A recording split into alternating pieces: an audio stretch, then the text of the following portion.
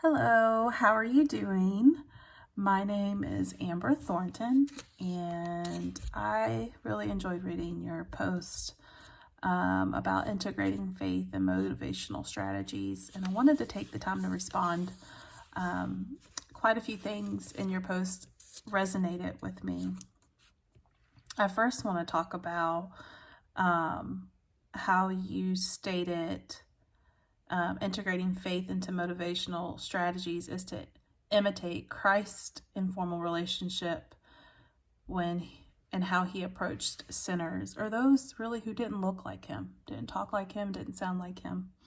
But you stated that in order to relate with an addict in these early stages, is to approach them with gentleness and long suffering, which are two fruits of the Spirit.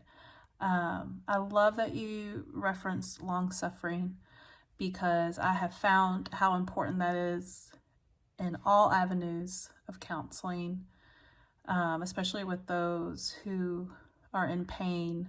When I think of addiction and those who have found themselves, whether in alcohol use disorder or substance use disorder, a lot of the root of it is coping from pain. And so I believe helping people cope with pain means sitting with them in it and being empathetic and being long-suffering with them.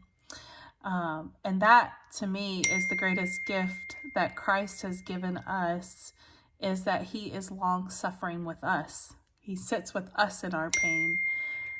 I'm so sorry. He sits with us in our pain, and he meets us in it. He's long-suffering with us.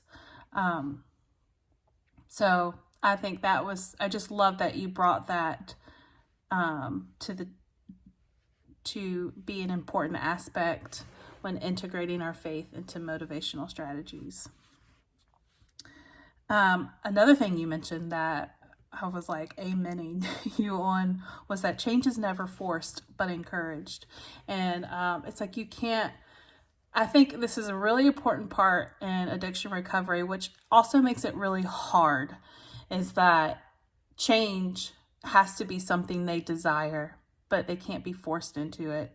And I think this is where it gets possibly can be tricky with even motivational strategies, is how do we motivate someone but not force change, but encourage it? And so you said encouragement is the ability to awaken courage in another through encounters and experiences. And so I think this is where the long suffering really plays a really key role as well, is sitting with them in it, bringing encouragement, but never forcing it. And then you talked about the addict's readiness to change, is to discern the heart soil of the addict. I thought this was really great, how you used this parable to really see where the addict is. Are they ready? Are they not ready? And I believe there's a time and a season for everything, and being able to discern that is really important. To even focus more on empathy and the importance of long suffering, Gu et al.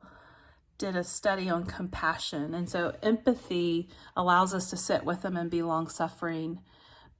But I think even the encouragement aspect brings in the level of compassion that's needed when we talk about our faith and integration of our faith into motivational strategies.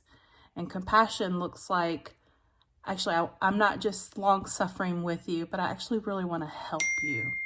I want to help you change. And so compassion, I believe, is super powerful.